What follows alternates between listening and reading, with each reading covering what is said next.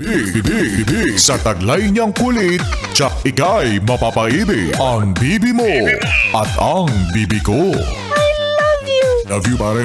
Bibo! Bibo!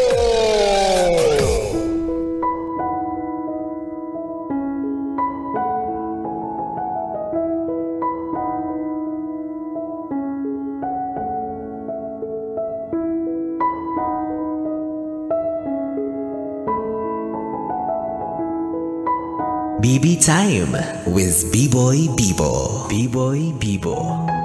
Bibi, madalas ka bang biktima ng panghuhusga? Yung mga bali-balita na ang intensyon ay siraan ka. Mga haka-haka na hindi naman tama.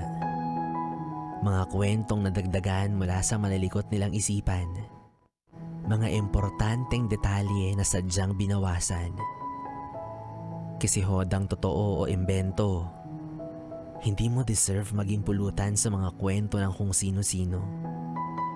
Kung sino-sino na wala namang ambag sa buhay mo. Kung sino-sino na hindi naman talaga lubusang kilala ang iyong pagkatao. Kung iisipin, masakit nga naman talaga maging bida sa isang istorya na wala kang kaalam-alam.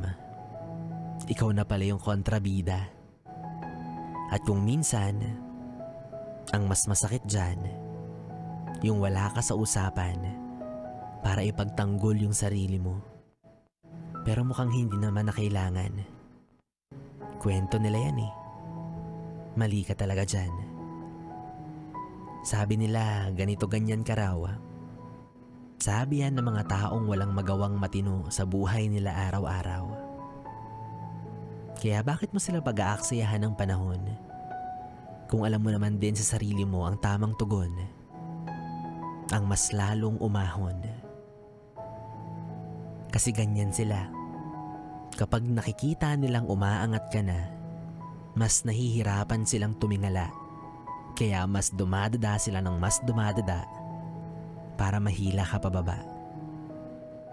Husga ng husga sa iba, pero hindi niya namamalayan na yung mga sinasabi niyang panghuhusga, ugali niya na pala. Kaya ikaw, tuloy lang sa pagiging mabuting tao. Hayaan mo ng karma ang gumante para sa'yo. Kasi kung ikaw mabait, pues ako pumapatol sa mga chismosang pangit.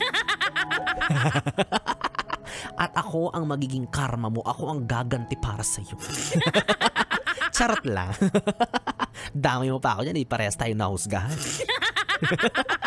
Yes, friend. B-Boy Bibo pa rin ang iyong kapiling hanggang mamayang alas 12 para sa ating tuloy-tuloy na BB Time. Dito lang sa 101.1 Yes FM. Solid.